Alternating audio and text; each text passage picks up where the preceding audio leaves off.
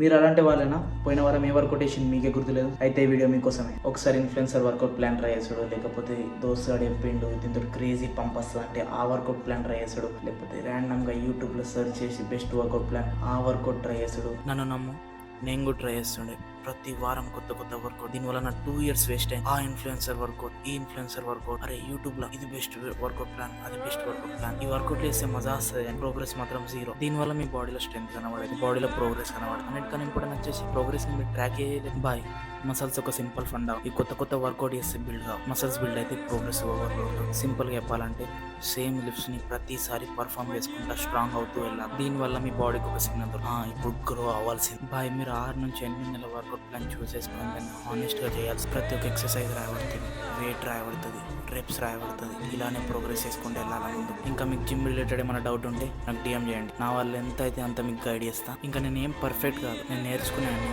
మీకు ఈ series through explain చేస్తా. ఎందుకంటే నేను చేసిన తప్పులు మీరు చేయకూడదని.